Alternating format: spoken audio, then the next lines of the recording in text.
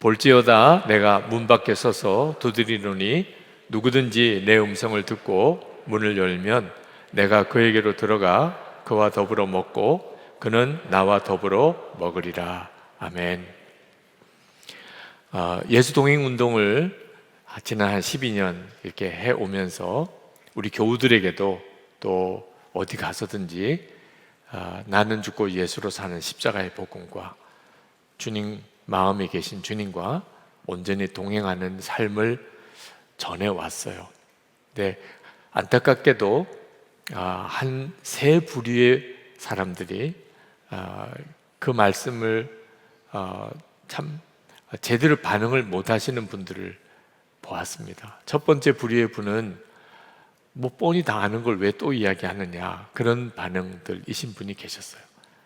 뭐 성경에 더 깊은 어떤 진리를 이야기해 주거나 또는 아주 신학적으로 더 높은 수준의 어떤 말씀을 전해주는 줄 알았더니 뭐 다 아는 내용, 다 믿고 있는 내용을 이야기한다, 그런 반응이신 분들이 있으셨어요.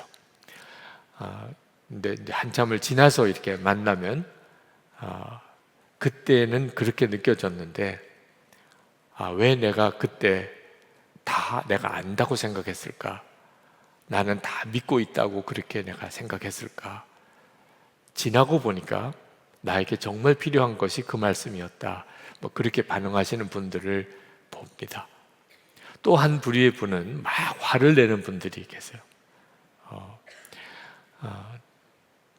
도무지 뭐 믿어지지 않는 말씀.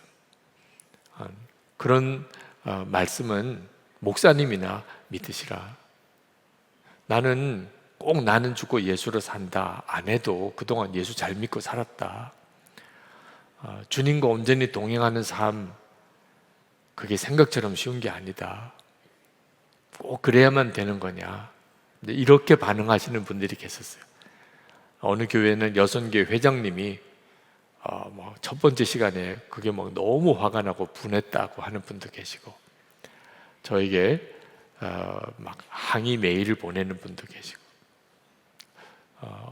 저에게 막 그렇게 반응하시는 경우도 참 쉬운 일은 아니지만, 저하고 함께 목회했던 우리 전도사님 출신 또 부목사님 출신 목사님들이 또 막 미움을 받는 경우도 계세요. 나는 유기성 목사 설교는 진짜 싫어, 그러면서 너는 유기성 목사와 같이 목회했었지, 그래가지고 또 어려움을 겪는 분들의 이야기를 들으면 마음이 너무 미안하기도 하고 아프기도 합니다. 또 한 부류의 분이 계세요. 은혜는 받으세요. 말씀의 은혜는 받으시는데 믿어지지 않는다고 해요. 정말 나는 죽고 예수로 살 수 있을까? 정말 예수님과 친밀히 동행할 수 있을까? 내게도 그런 일이 일어날까? 안 믿어집니다. 근데 이런 분들이 계세요. 이번 시리즈 설교는 8월 마지막 주까지 시리즈 설교는 그분들을 대상으로 하는 말씀입니다. 말씀에서 은혜는 받고 그렇게 살고 싶은데 솔직히 믿어지지도 않고 또 너무 잘 안 된다. 동일기를 써보기는 했는데 금방 그냥 포기해버리고 나는 일기를 써도 안 되나 봐요. 이러신 분들, 그분들을 위하여 드리는 말씀입니다. 여러분, 예수님과 정말 동행할 수 있을까? 나도 인격적으로 예수님을 알 수 있을까? 물론이죠. 너무나 여러분들에게는 분명한 증거가 있으세요. 그 점을 깨우쳐 드리는 일이 제 사명인 것 같습니다. 그 핵심이 마음입니다. 다른 데서 증거를 찾을 필요도 없어요. 오늘 저녁에 아주 특별한 무슨 성령의 체험이 필요한 것도 아닙니다. 여러분이 무슨 어디 기도원에 올라가서 몇 주나 또는 몇 달을 기도하고 금식해야만 해결될 문제도 아니에요. 이미 여러분의 마음에 부인할 수 없는 증거가 있어요. 예수님께서 여러분 안에 계시거든요.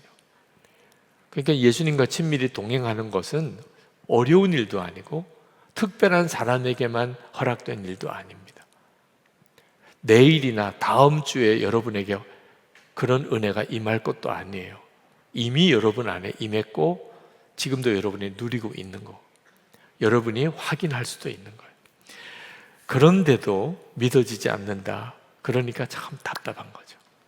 실제로 예수님과 동행하는 삶을 살지 못하는 이들이 많은 것이 너무 안타까운 겁니다.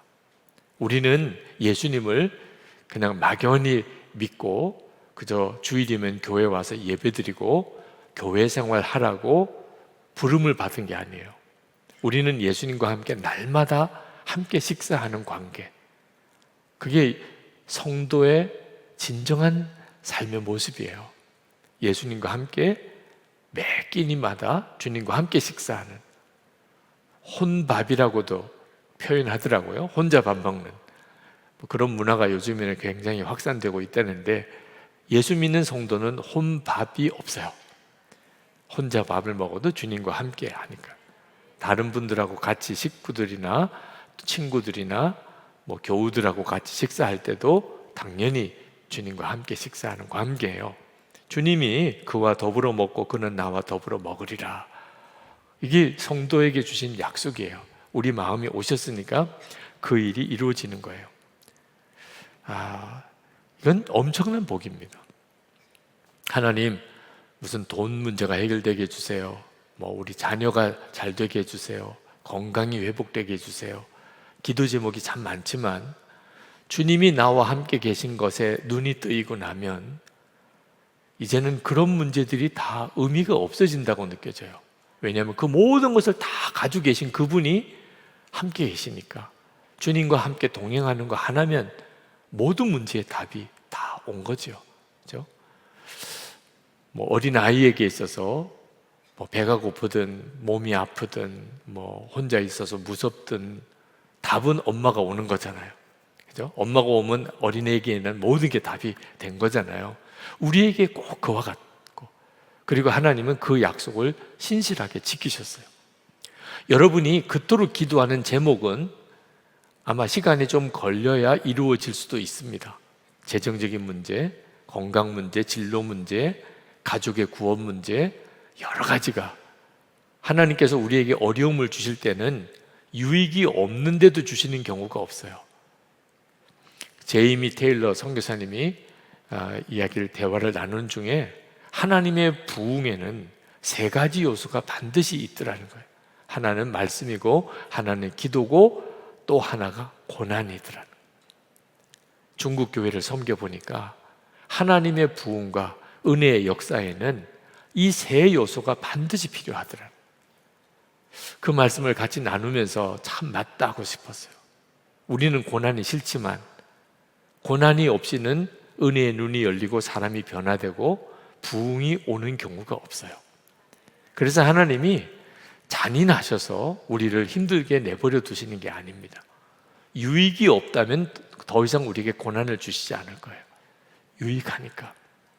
그러니까 여러분이 구하는 기도 제목이 구체적으로 언제 해결될지는 좀 시간이 걸릴 수 있어요. 그렇지만 상관없어요. 조금 더 지나서 응답이 되어도, 해결이 되어도 이제는 상관이 없어요. 왜? 예수 그리스도께서 나와 함께 계심에 눈이 뜨였기 때문에 이제는 주님과 함께 그 힘든 길 가는 거예요. 주님과 함께 그 고난의 길도 가는 거예요. 주님과 함께 아주 사망의 음침한 골짜기도 지나가는 거예요. 혼자 가니까 힘들었는데 주님과 함께 가니까 갑자기 모든 상황이 달라졌어요. 그게 예수님께서 내 마음에 오신 것을 아는 눈이 뜨이는 것의 축복입니다. 근데 이 눈이 안 열리니까, 그러니까 답답한 거예요. 이 라오디게아 교회, 초대교회 라오디게아 교회는 굉장히 부유한 교회, 부자 교회, 재정도 넉넉하고 또 교인들도 다 부자고, 그렇게 되고 싶으시죠? 네.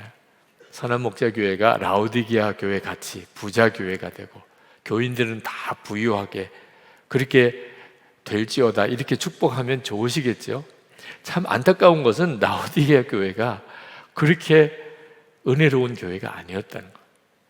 부자 교회이긴 했는데, 그러니까 꼭 하나님의 어떤 은혜와 하나님의 역사를 부유함의 기준으로만 보아서는 안 됩니다. 재정이 얼마나 많으냐, 부자가 얼마나 많으냐, 돈이 얼마나 이런 기준으로만 하나님께서 역사하시냐 아니냐, 하나님의 사랑하시냐 아니냐, 이렇게 보아서는 안 된다는 거예요. 라오디게아 교회는 주님이 보기에는 굉장히 문제가 많은 교회였어요. 요한계시록 3장 17절에 내가 말하기를 나는 부자라, 부유하여 부족한 것이 없다 하나 내 공고한 것과 가련한 것과 가난한 것과 눈먼 것과 벌거벗은 것을 알지 못하는도다. 그러니까 하나님이 보시기에는 라오디게아 교회는 진짜 비참한 교회였어요.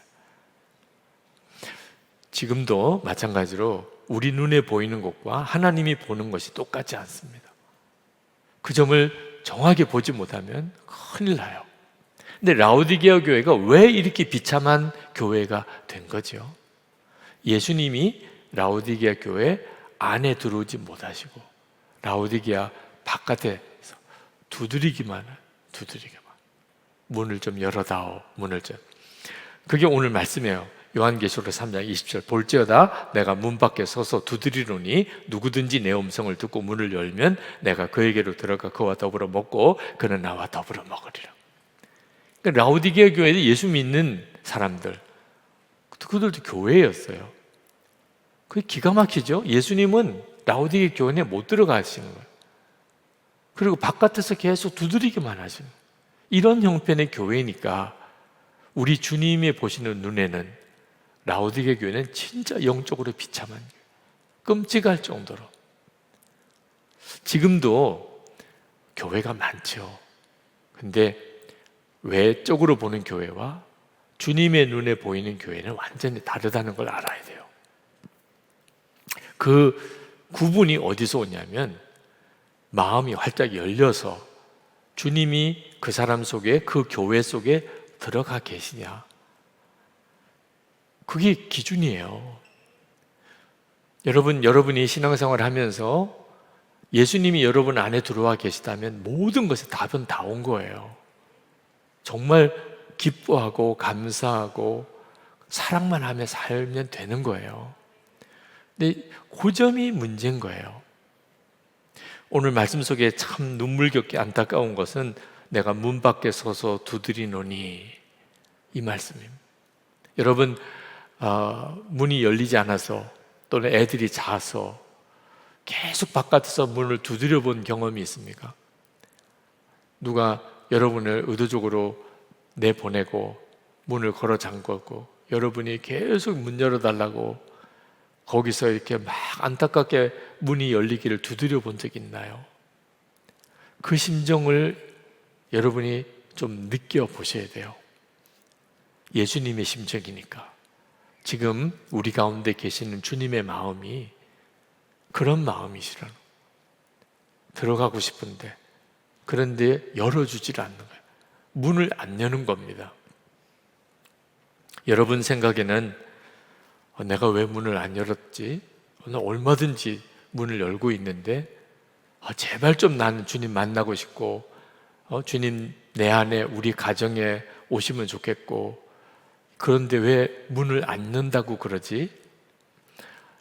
그 주님의 생각과 우리 생각이 많이 다른 겁니다. 여러분 지금까지 기도 중에 주님 우리 집에 좀 오세요. 우리 집에 좀 오세요. 제발 우리 가정에 주님 오셔서 우리 가정에 있는 풍파들, 시험들 다 좀 해결해 주세요. 그 기도가 얼마나 간절한 기도예요. 그런데 그렇게 기도하니까 주님이 가정에 못 가시는 거예요. 그게 무슨 뜻이죠? 자꾸 우리 집에 와달라니까. 우리 집에 와달라니까. 그럼 어떻게 기도해야 되죠?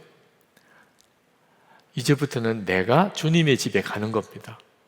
여러분 오늘 저녁에 집회 끝나고 나면 집에 가시죠? 근데 우리 집에 간다고 생각하지 않고 주님의 집에 가는 거예요. 그러면 집에 들어갈 때 일단은 초인종을 눌러야 되잖아요. 들어가도 되나요? 주님 들어가도 되나요? 왜? 이제부터는 예수님이 주인이시니까. 여러분의 집의 주인이 예수님이라고 선포하고 나면 이제는 주님 허락을 받아야 되잖아요. 내 집이라고 생각하니까 그냥 벌컥 들어가는 거지. 이젠 주님의 집이에요. 그토록 기도하셨잖아요. 우리 집은 주님의 집, 우리 집의 주인은 예수님. 그런 것도 붙여놓고 막 그랬다면 그러면 어떻게 냉장고 문을 그렇게 벌컥 여나 말이에요. 열어도 되나요? 물 좀 마셔도 되나요? 선풍기 틀어도 되나요? 뭐 이렇게 물어보고라도 주인이 계신데 느낌이 확 달라요. 이제는 우리 집의 주인은 예수님이세요. 오늘 저녁에 가서 자도 된다 그러면 얼마나 감사한지. 아무 생각 없이 자리 펴놓고 덥기는 왜 이렇게 더워 이런 말이 안 나오는 거예요. 왜? 주님이 자도 된다고 그래서 오늘 저녁에 자는 거죠. 완전히 이 집은 예수님의 집이에요. 그렇지 않으니까 주님은 맨 손님인 겁니다. 주인은 나고 예수님은 내 집의 손님이신 거죠. 이제는 생각을 정말 바꿔야 해요. 마음의 문을 나는 열었다고 생각하는데 주님은 전혀 문을 안 열었다고 생각할 수 있다. 라오디게아 교회 교인들은 얼마나 황당했겠습니까? 자기들은 예수님을 다 영접했다고 생각하는데 주님은 문을 두들고 계셨다고 그러시니 하나님이 온 우주에 충만하신 분이세요. 그런데 왜 우리 마음의 문은 두드리시죠? 저희 집에 내 딸이 둘이 있는데 저희 집이에요. 그래도 제가 저희 딸 방에 항상 노크를 하고 그리고 들어갑니다. 벌컥 들어가면 안 되는 거죠. 딸도 이제 어지간히 크고 나면 아빠라도 딸의 방에 들어갈 때는 노크를 허락을 받고 만유의 하나님이세요. 그렇지만 우리 마음에 들어오실 때는 반드시 우리가 열어야 들어오세요. 그게 하나님과 우리 사이가 인격적인 관계라는 뜻이에요. 우리가 하나님께 문을 열어드려야 하나님이 들어오시게 됩니다. 우리 마음에. 근데 참 안타깝죠. 아담과 하와가 하나님께 문을 안 열고 마귀에게 문을 열었어요. 그래서 마귀가 우리 마음을 완전히 사로잡아서 이 세상에서 가장 만물보다 거짓되고 심히 부패한 곳이 된 거예요. 예레미야 17장 9절에 우리 마음이 만물보다 거짓되고 심히 부패했다는 거예요. 마귀가 우리 속에 벌컥 들어온 거예요. 우리가 열어서 들어온 거예요. 그게 우리 마음이에요. 그래서 우리 삶이 엉망진창이 되고 있는 겁니다. 우리의 마음이 정말 예수님께 마음이 열려서 예수님이 내 마음의 주인 되신 삶이 아니고 실제로는 마귀에게 문을 열어버리고 있는 삶. 마귀가 완전히 장난질 치고 있는 거예요. Real Love라고 하는 책이 있는데 그 저자인 그레그 베어라고 하는 분이 공부 굉장히 잘한 분이에요. 미국에서도 고등학교 때 수석이고 대학도 2년 만에 마치고 그리고 의과대학도 수석으로 들어가고 아주 탁월한 안과 의사, 돈도 많이 벌었어요. 30대 벌써 그는 자기가 하고 싶은 거 다 이루었어요. 유명하고 탁월하고 능력 있고 돈도 많이 벌었어요. 자녀는 5이고 안 가져본 거 없을 정도로 다 누렸는데 그런데 뭔가 마음에 채워지지 않는 게 있는 겁니다. 뭐 돈으로 할 수 있는 건 다 해봐요. 그런데 마음에 진짜 행복하지 않은 거예요. 밤이 되었는데 잠이 안 오는 거예요. 그러니까 여러분 밤에 자는 것도 엄청 복이에요. 누우면 그냥 잠이 오는 거. 이거 엄청난 복이에요. 그 모든 걸 다 이룬 30대에 벌써 하고 싶은 거 다 할 수 있을 만큼 다 이루었는데 밤에 잠이 안 오는 겁니다. 그래서 환자에게 투여하려고 병원에 있는 수면제를 먹어요. 의사니까 그냥 자기가 먹습니다. 그래서 수면제로 잠을 자요. 근데 그것도 어느 정도 지나니까 약효가 없어서 수면제를 먹었는데도 금방 잠이 안 오는 겁니다. 거기서 신경 안정제를 복용합니다. 자기가 의사니까 그냥 신경 안정제를 자기가 자기 스스로에게 투여해요. 나중에는 마취 주사를 맞아야 잠을 잘 수 있게 돼요. 그게 마약이죠. 어느 날 자기가 자기 집 뒷숲에 가서 총으로 자기 머리를 쏘려고 하는 순간에 번뜩 정신이 든 거예요. 내가 지금 뭐 하고 있나? 마약 중독이 됐다는 거, 심각한 중증이 됐다는 걸 그제서야 고백을 해요. 진짜 내가 나를 죽이기 상황이니까. 그래서 입원해서 이 마약 중독자 치료를 받습니다. 퇴원하고 난 다음에 그 마약 중독 회복 프로그램에도 참여해요. 겨우 그 중독에서 벗어납니다. 그런데 문제는 중독되기 전 상태로 돌아온 것뿐이에요. 이 그레그 베어라고 하는 분이 그 자기 이야기를 쭉 하면서 진짜 사랑을 찾아가는 과정을 그 책에서 쓰고 있는데, 그분이 교인이에요. 도대체 왜 이렇게 되는 거죠? 예수를 믿고도 왜 이렇게 되냐 말이에요. 여러분 중에도 예수를 믿고 교회는 다녔는데 진짜 행복은 모르겠고 여전히 삶의 문제는 많고, 예수 믿지 않는 사람이나 나나 뭐 다를 게 뭐가 있나, 이런 생각이 빠져 있다면 이유는 딱 하나밖에 없어요. 여러분이 여러분의 마음에 정말 예수님을 진짜 모시고 사는 게 아니기 때문에. 그러니까 이렇게 힘든 거예요. 여러분, 예수님을 영접했다는 말은 예수님이 내 마음에 계시다는 것을 아는 것으로 끝나면 그건 아직 온전한 게 아닙니다. 예수님 내 마음에 계셔. 나도 믿어요. 자, 이건 굉장히 중요한 믿음이지만 아직까지 예수님을 영접한 거는 아니에요.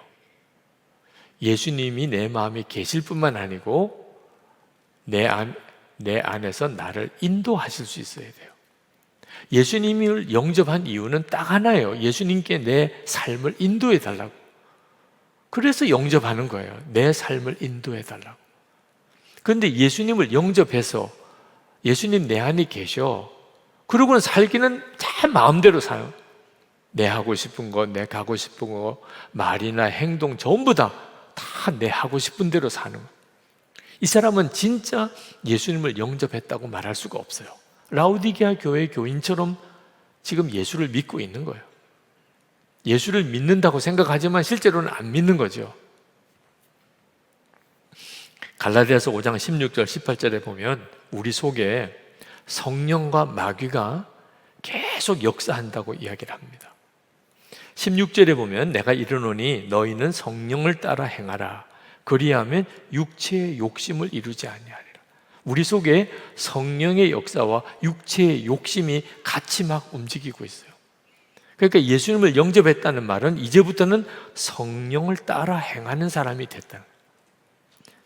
18절에도 보면 너희가 만일 성령의 인도하시는 바가 되면 율법 아래 있지 아니하니라.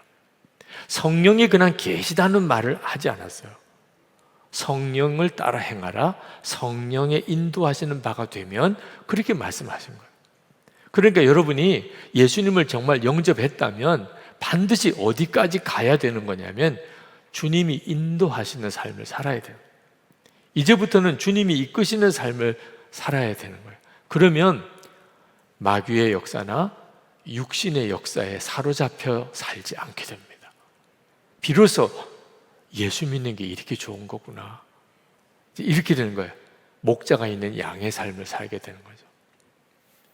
그런데 성령이 인도하시는 것에 가장 중요하고 가장 먼저가 뭐냐면 생각이에요.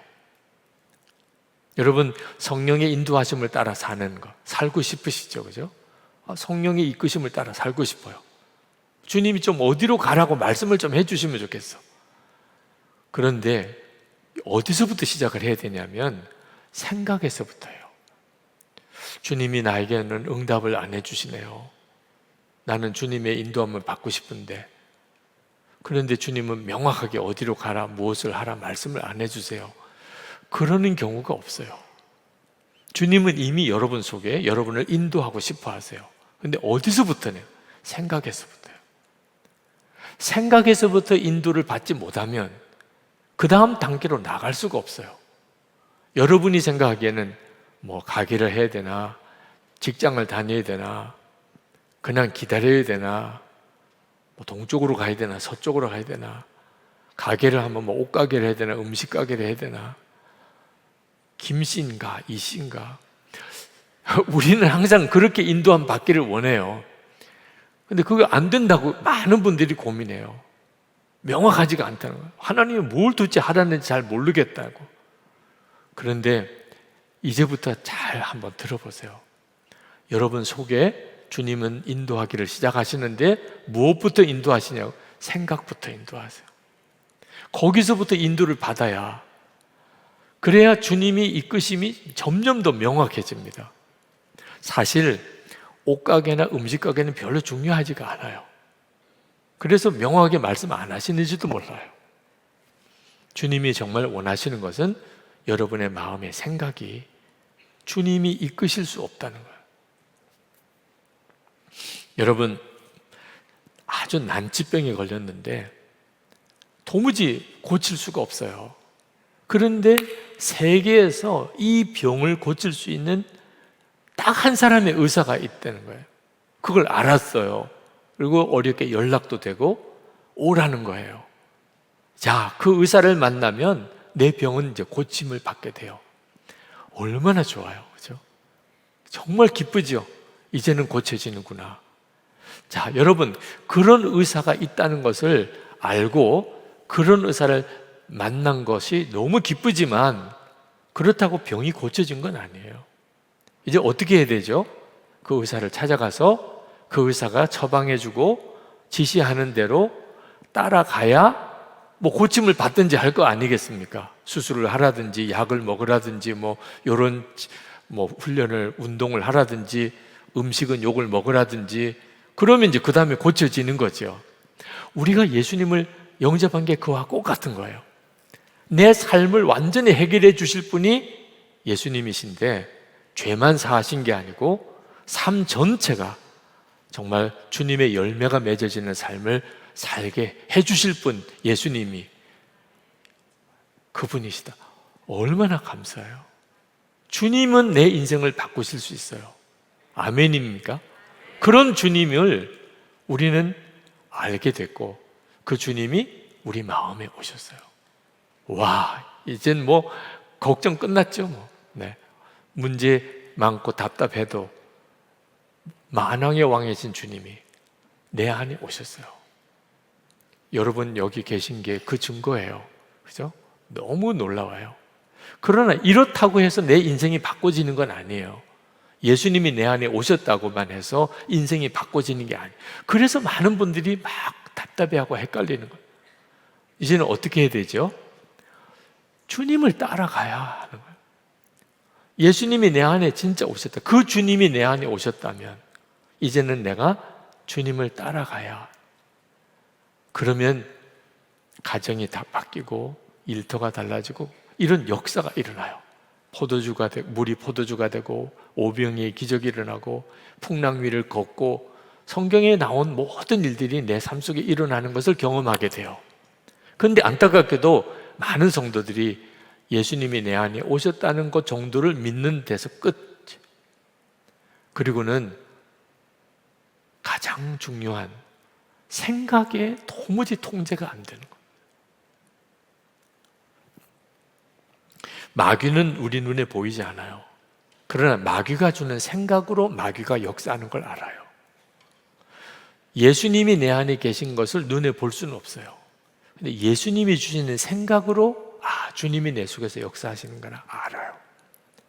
갈라디아서 5장 19절 20절에 보면 마귀의 역사가 어떤 건지를 성경이 명확하게 말씀하고 있어요.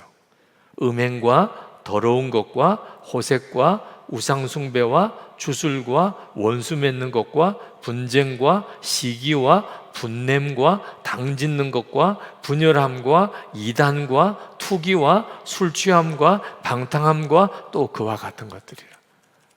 그러니까 이제는 여러분, 이게 마귀 역사구나. 이걸 알아야 된다는 거예요.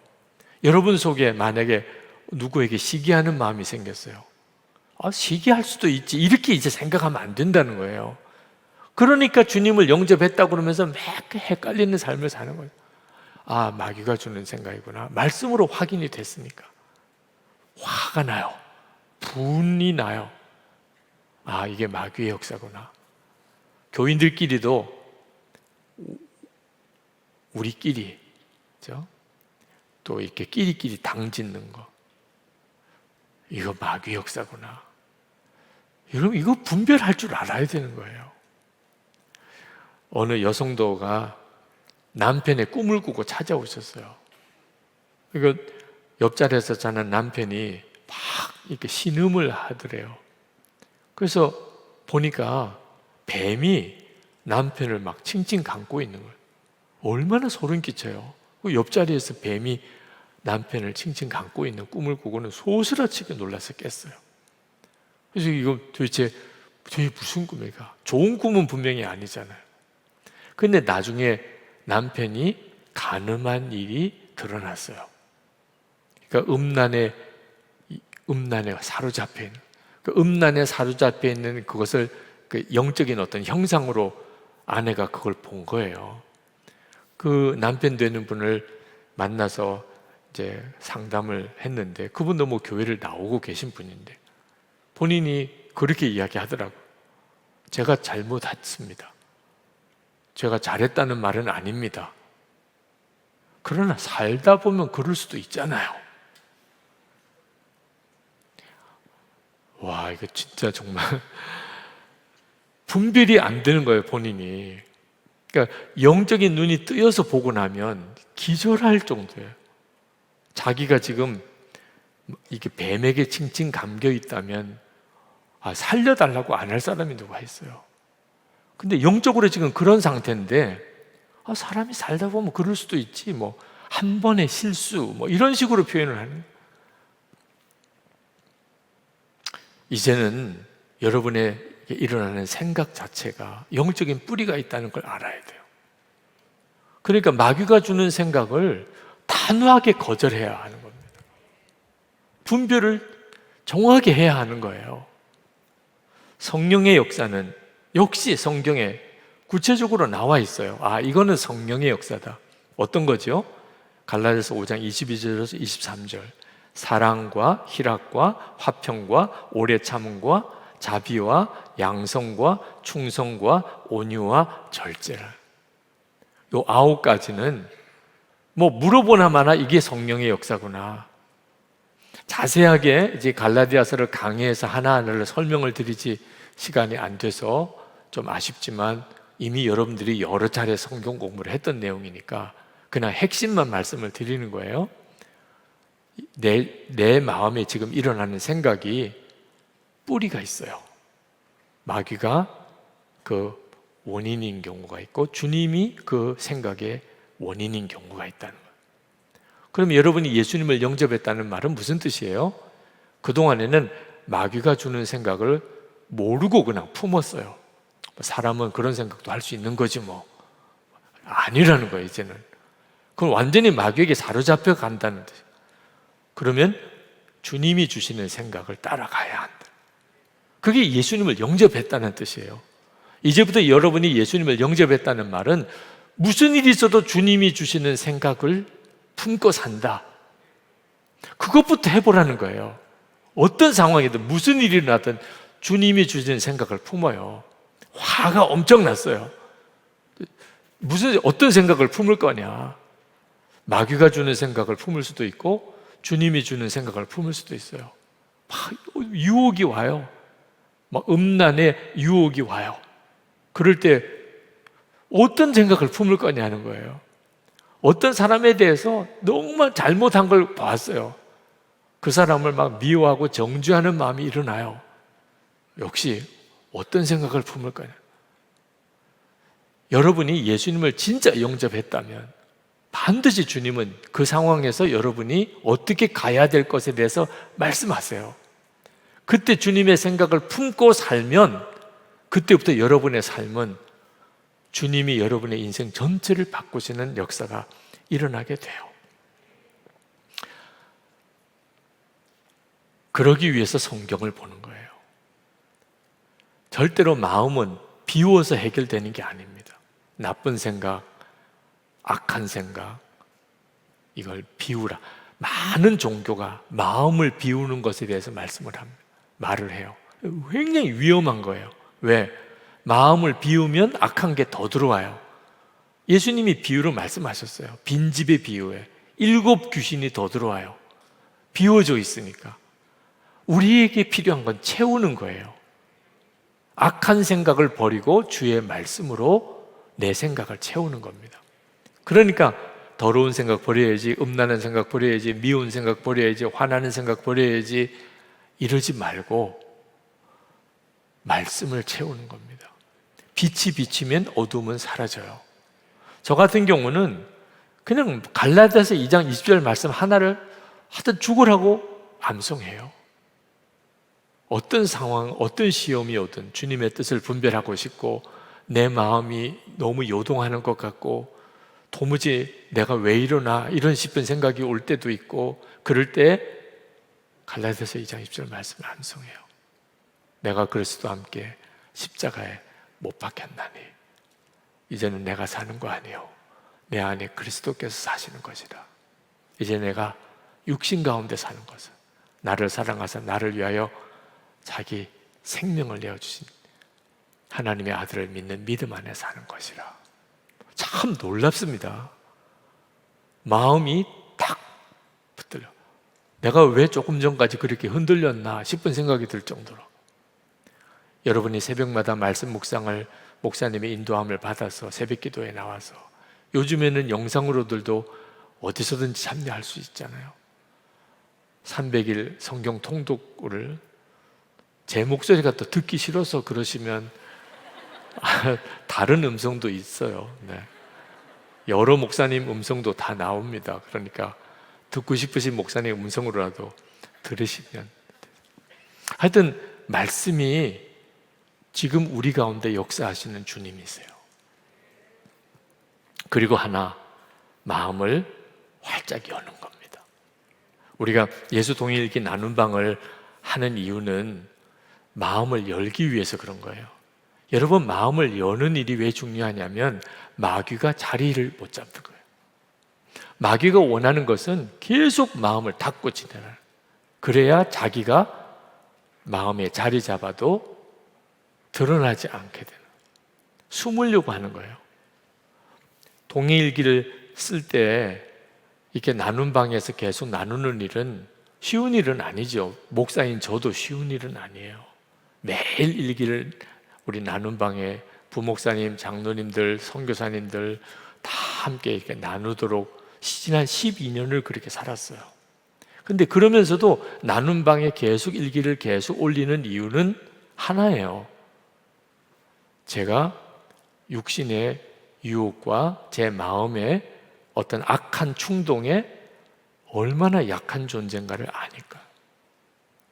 그러니까 매일 일기로 계속 그런 식으로 나누고 사니까 하나 감사한 것은 마귀가 더 이상 자리를 못 잡는 거예요. 역사는 해요.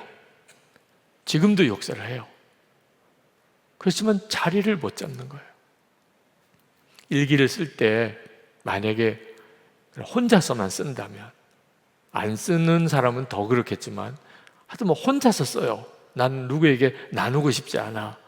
그러면 화가 나는 일이 있을 때 뭐라고 써요? 진짜 화난다. 오늘 정말 화난다. 솔직히 막 죽이고 싶다. 이렇게도 쓰죠. 뭐 혼자서 쓰는 거니까. 그죠? 혼자서 쓰는 일기가 그런 거예요. 근데 나눠야 돼요. 죽이고 싶다고 어떻게 써요? 그러니까 나눠야 되니까 쓰기는 써야 되는데, 그러니까 일기 쓰기 위해서 기도를 하게 되는 거예요. 일기를 안 쓰면 기도도 안 하고 자요. 화가 잔뜩 난 채로 그냥 잘 거 아니에요. 그러면 영혼이 화를 내어도 밤을 새도록 품지 말라고 그랬는데 품고 밤에 잠을 자버리니 자기가 감당 못할 정도로 영적으로 묶여버려요. 그 다음에 제정신이 돌아올 때까지 한참을 걸리고 엄청난 아픔들을 서로 주고받고. 근데 일기를 써야 돼요. 일기를 써야 되는 일이 그 나눠야 되는 것 때문에 정말 치열하게 싸우는 거예요. 용서가 되고 감사가 되고 고백이 되고 하나님 앞에 회개가 되고, 그렇게 될 때까지 그게 얼마나 힘들겠어요. 그러나 그래서 마귀가 더 이상 내 주인 노릇을 못하는 거죠. 지난 12년을 살아보니까 그것만 가지고도 하나님의 역사가 일어납니다. 내 속에 마귀가 주인 노릇 못하고 어떻든지 주님이 이끄시는 대로 마음과 생각이 주님이 이끄시도록 하니까, 주님이 품으라는 생각, 주님이 가지라는 마음, 그걸 계속 품고 살게 되니까, 그러니까 주님이 정말 원하는 삶을 살아가는 거예요. 여러분, 엄밀히 말해서 마음을 열고 내 속에 있는 것을 나누는 것은, 이건 해도 되나 안 해도 되나 이거 아니에요. 이미 하늘에 허다한 많은 증인들이 다 보고 있고 예수님 내 안에 오셨으니 뭘 감추고 말 게 뭐 있어요. 감추는 것 자체가 사실 진짜 어리석은 일인 거죠. 이미 내가 예수님을 영접했는데. 그리고 어떤 분이 그래요. 목사님, 정말 은밀한 죄 이런 것들은 일기에 쓸 수도 없는데 뭐 거짓말로 쓸 수도 없고 뭐 왜 죄를 해결 안 하려고 결심을 그렇게 하고 사는지, 왜 은밀한 죄는 계속 짓겠다고 그렇게 소원하는지. 은밀한 죄를 지으면서 일기를 쓰는 건 진짜 어려운 일이에요. 은밀한 죄를 짓지 않으면 되잖아. 아멘. 은밀한 죄를 안 지으면 되잖아. 왜 그 생각은 안 하는 거예요? 일기를 써야 되니까 이제는 정리할 걸 정리하자. 누구 미워한 거, 뭐 속상한 거, 그냥 헛된 상상하고 공상하는 거 다 남 모르게 은밀하게 즐기는 거, 누구한테 꺼내놓기 진짜 부끄러운 거, 이제 다 정리하자. 그게 일기를 쓰는 이유라니까요. 그게 바로 예수님을 영접한 거예요. 예수님을 영접했으면 마땅히 그렇게 해야 되잖아요. 그리고 그 삶을 나누는 거예요. 그때부터 비로소 여러분의 삶 속에 예수님께서 여러분의 삶의 주인 되시고, 여러분을 어디로 이끌어 가고 싶으시겠어요? 주님이 정말 말씀 그대로 기쁨과 감사가 넘치고 사랑이 넘치고, 여러분이 복의 통로가 되고, 여러분을 통하여 하나님의 구원의 역사들이 일어나는 삶으로 여러분을 이끌고 가시려고 하시는 거 아니겠어요? 그냥 와봤다 이렇게 오시려고 오신 거겠어요? 여러분의 인생을 바꾸시려고 오신 거죠.